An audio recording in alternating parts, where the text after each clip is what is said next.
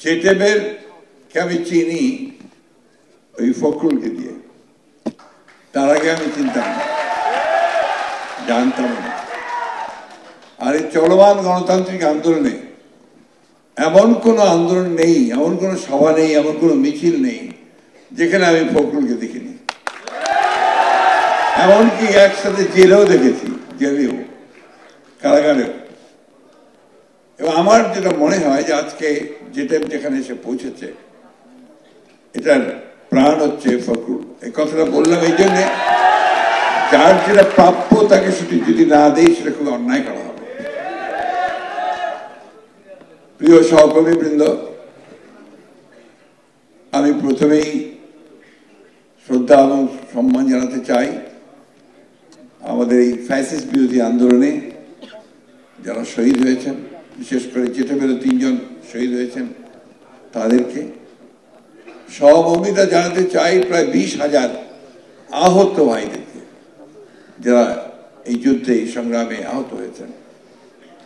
এবং একই সঙ্গে আজকে পরম শ্রদ্ধা ভরে সম্মান জানাতে চাই আমাদের স্বাধীনতার ঘোষক,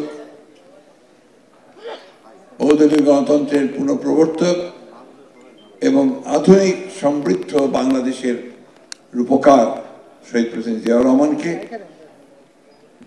গণতন্ত্রের আপসীর নেত্রী আমাদের চেয়ারপারসন দেশনেত্রী বেগম খালেদা জিয়াকে এবং দেশের এবং বিএনপির অগণিত নেতা কর্মী যারা বিগত 18 বছরে এই ফ্যাসিবাদের নির্যাতনে নিহত হয়েছেন, শহীদ হয়েছেন, আহত হয়েছেন এবং নির্যাতিত হয়েছেন। এই কথাগুলো এই জন্য বলছি যে তাদের সম্মান দেওয়াটা আমাদের প্রধান দায়িত্ব বলে আমি মনে করি। তাদের আত্মত্যাগের ফলেই আজকে আমরা একটা আলো দেখছি এবং সম্ভাবনা দেখছি। আমি বক্তব্য একেবারেই দীর্ঘ করবো না, কারণ বক্তব্য রাখবেন আমাদের চেয়ারম্যান মহোদয়। আমি শুধু যে কথাটা বলতে চাই, এই যুগটা হচ্ছে প্রযুক্তির যুগ। একটা চতুর্থ বিপ্লব হয়েছে প্রযুক্তি। সেই বিপ্লবের পরে পুরো বিশ্ব সভ্যতা এখন কিন্তু পরিবর্তিত হয়ে যাচ্ছে।